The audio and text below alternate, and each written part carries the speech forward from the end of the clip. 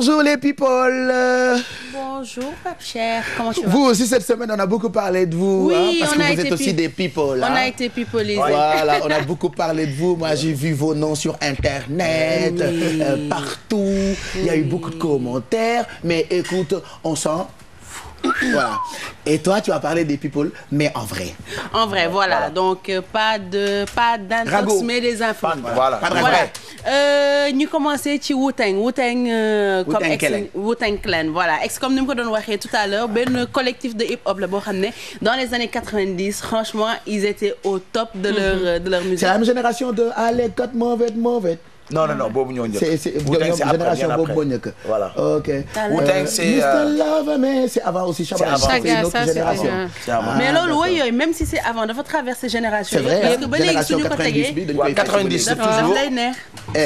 Et moi je me rappelle période boobu la danse c'était comme ça quoi. nii. Dama. Non man maa ko mën. Montre-nous ça. May ma. Bi 90 la montre-nous ça ici. amoon na fecc yu bari. tonton Mag boo amee son bi. amoon na bi nga def nii. Bi c'est ancien, bi c'est plus vieux que bi ma def léegi nii. waaw léegi nag yow bi ngay wax. c'était comme ça nii ngay def. Voilà. Mr Love mais. Non. Allez cut mauvais. Voilà. Allez cut mauvais. Allez cut mauvais. Don't like it. Mauvais. Mais oui, bah, ce dessin animé Madagascar, dañ ko reprendre. Ah, ils ont repris ça. Je sais pas si tu as vu ça. Ouais. À la fin. C'est que du bonheur. Regarde, il y a 3 tomes mais da ngay rey ba dugg ci suuf table bi. Parenthèse la woon. Donc ñoom xam nga waa Wu-Tang dañ doon mélange ay influences yu bari ay arts martiaux daf leen neexoon seen tur bi foofu la jógee. Wu-Tang Clan donc collectif bi actuellement dañu génnee album. Mais album bi benn lay doon.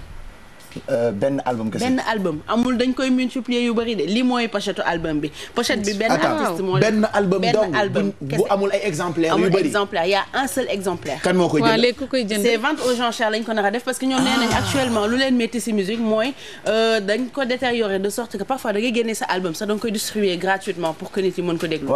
te ñoom nee nañ la musique c'est de l'art donc dañuy yëkkatiwaat musique. c'est vrai que c'est de l'art. c'est de l'art donc lii da nga koy collectionner comme on collectionne les tableaux xam nga tableau yi peintre yi doon defar benn exemplaire lay nekk donc ñoom dañu defar benn album benn exemplaire. Et puis gars yi dañ leen namoon donc ils sont restés 8 ans. de revoir le collectif. Ils sont restés. On se rappelle que dañoo xewoon à un point boo xamante ni ba y a eu même des gens yu doon tatouer seen yaram. Wu-Tang le fameux W. W bu Wu-Tang. donc album bi mi ngi WU.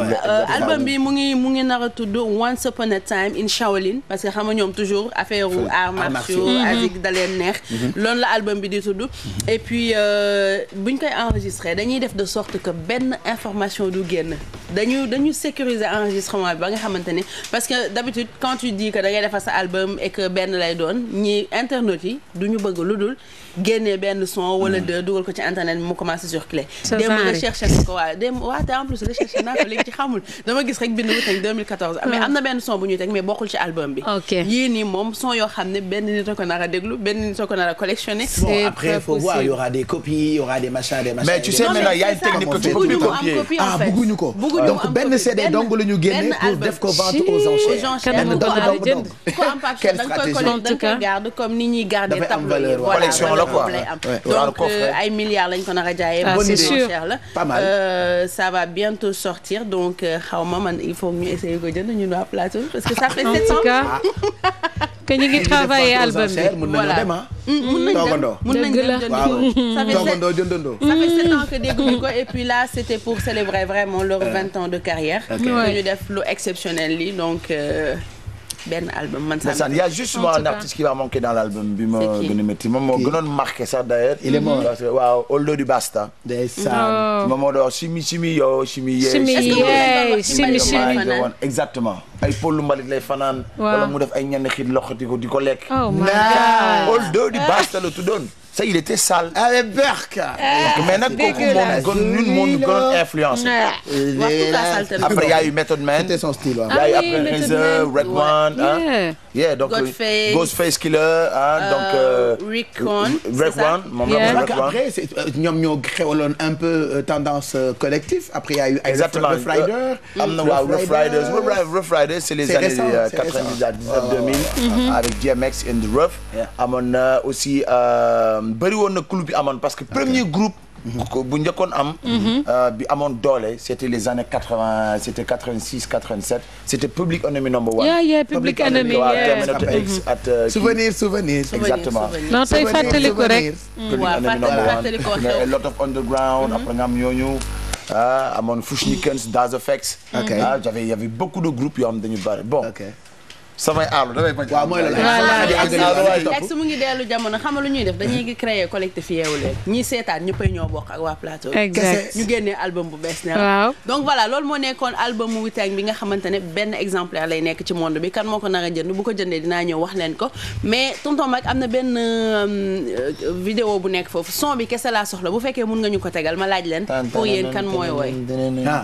dañu bëgg a laaj kan mooy woy. kan mooy woy pour yéen. c'est lequel c'est quelle vidéo encore. bah c'est pas une vidéo c'est un son en fait. audio la waaw audio la mais dafa am benn photo bu nekk ci kii mais mun nga teg juste audio bi bu fekkee. photo kan la. bu ma leen ko waxee na ngeen di xam non pas bii. Michael Jackson. du photo bi bii la. du bii non plus ok moo naat la beneen ak sama machine. du bii non plus du bii non plus aussi du bii ma la woon nii parce que maa ngi bës. ça c'est le film ça. du bii audio la ça c'est pas Michael ça. ils l'ont pas c'est dommage parce que dafa am benn li Michael c'est son album posthume. Escape bi nga xamante ne dafa war a génn dans 6 semaines la war a génn. donc waa Sony dañ def promotion bi wax que dina génn dans 6 semaines 8 titres ñoo ci nekk 8 titres yoo xam ne Michael Jackson moo ko woyoon.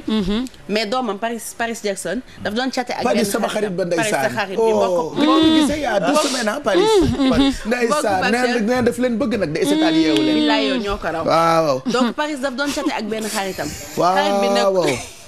xarit bi laaj ko Jackson Britney yow bul naan meew yow naanal Jackson ma waaleeg Jackson ma joojo dëggantaan Jackson Biram Kumba Allah ak Jackson ma joojo salaam waaw sa xarit la waaw sa xarit la Jackson nungu xaricaam sama géer gi de Jackson la sant moom laa bëgg a bàkk Jackson nungu xaricaam Jackson borom jaaj ak sugeer est-ce que papa ay nga voilà c'est ça est-ce que mun ngeen ma voilà c'est qui ça ah tu parlais de ça oui ça c'est on écoute un peu. audio la donc bu fekkee mun ngeen déglu ngeen wax ma juste. ñu yokk son bi on yokk un petit peu léegi ñu wax la dinañ la wan ne ay international lañu. wax leen ma kii kan. waaw ayca. tonton Mac bàkkal ñu jiin. waaw yow. Carlou D. non lii kay xaw ma lu ko si dugal. du bii. léegi yow il joue avec nous rek. Jason Malaki. Malaki sama xarit ba ndeysaan. Pape Cheikh. waa léegi saxaar moytu saxaar sa ginnaaw nga wax ci moom. donc Paris Hilton comme ni ma ko doon waxee tout à l'heure daf doon chatter ak benn xaritam à propos de l'album. xarit bi ne ko mais pourquoi ci album bi Michael Jackson woyul comme ni muy woyee d'habitude. c'est pas Paris Hilton Paris Jackson. Paris Jackson plutôt excusez-moi donc mu ne ko woyul comme Michael Jackson parce que c'est pas Michael Jackson qui chante dans l'album.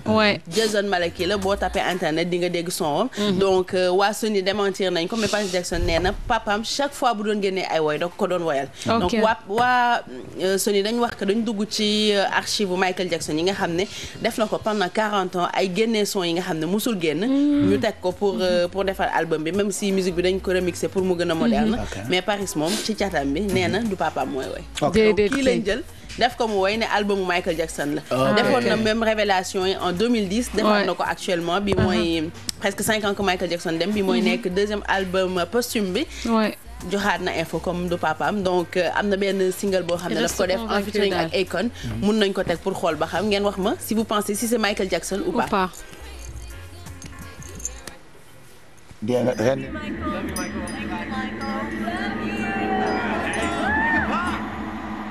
cette chanson génn na mu ngi bëgg a yàgg léegi mu ngi bëgg a yàgg dañ ko def fi ci ak Akon moom ñoom ñaar ñoo ko way am na ay photo am ñoom ñaar ñu ngi leen ci ànd yi sax de waay parce que tubaarkàlla nag suñu xarit bi ñeeño bi laaw la cat de laaw la cat nag laaw la cat nag waaw la cat caam nga xam ni tëgg dawul mbaar la ay woyu neex ak tekki rek ca Amérique la tonto waaw Thiam fara ci gi cawaan maar Ekon Aline Thiam mi ah xalaas xam nga ni Ekon Aline Badara Thiam la non mais on habitait ensemble ah oui en plus yéen seen kër yi non au point seen kër la foofu waaw lui il était pas là mais son père ses nièces waaw non pas maag moom parce que moom moo mag yenn saa yi nag télé la ñu nekk nag del wax lu la neex saxaar si laay ma ne del wax lu la neex waaye télé la ñu nekk saxaar na des si yow Aïcha upp mu dem jàllal ci leneen démb Pape Cheikh am na benn une l'Observateur ñoo ngi doon wax benn mariage lañ fi annoncé donc Bouba Ndour s'est marié ñëpp di laajte kuy jabar ji c'est remarié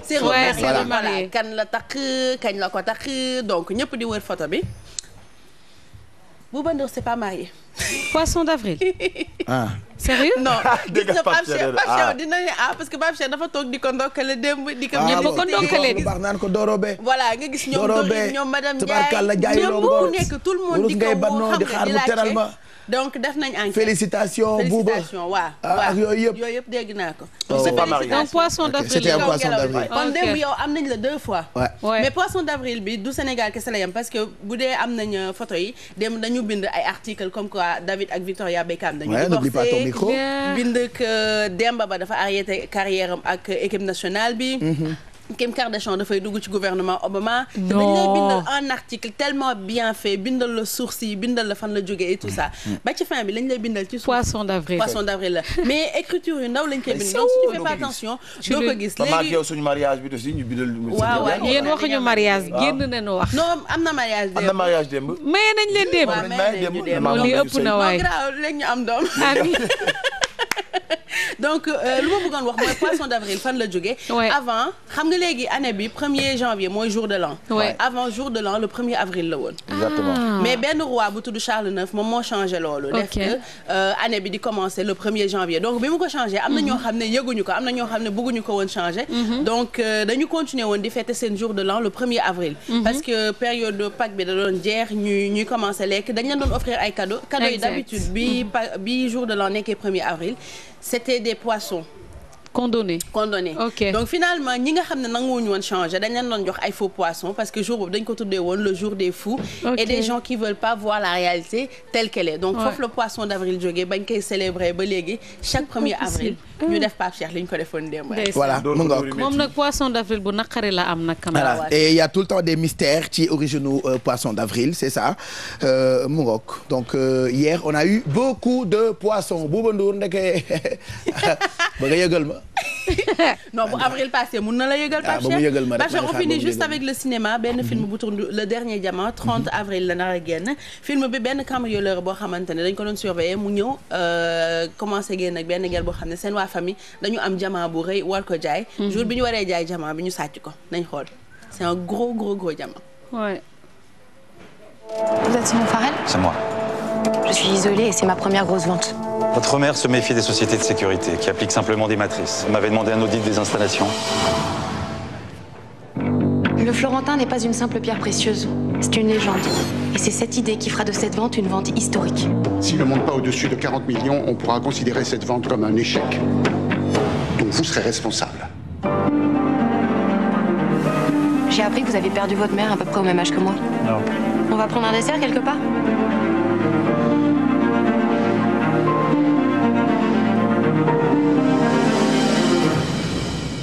C'est parti.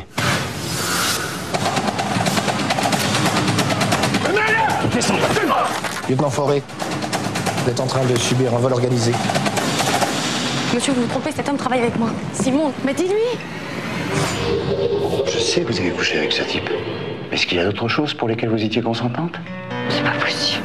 Tu savais rien? Non, je savais. Tu savais, mais tu peux, espèce de salaud! Arrête! Je suis comme toi aujourd'hui, j'ai tout perdu. T'es pas comme moi, tu seras jamais comme moi.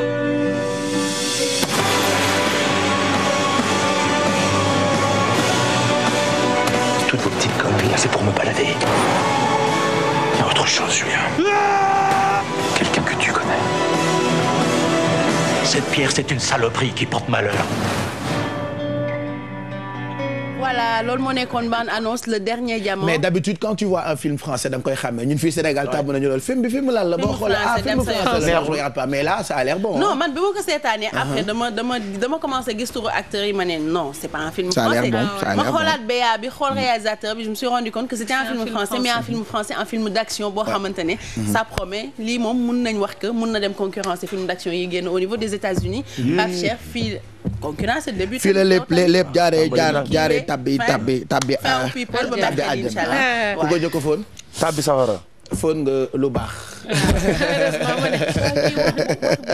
8h53 normalement dañu waroon enchaîner ak bien-être mais si on enchaîne ak bien-être journal bi dafay jot poste de surveillance itam ñu ngi ci damay baab équipe de réalisation bi production bi lay baab balaa ñu naan ma la tax nga chamboulé suñu conducteur général Mac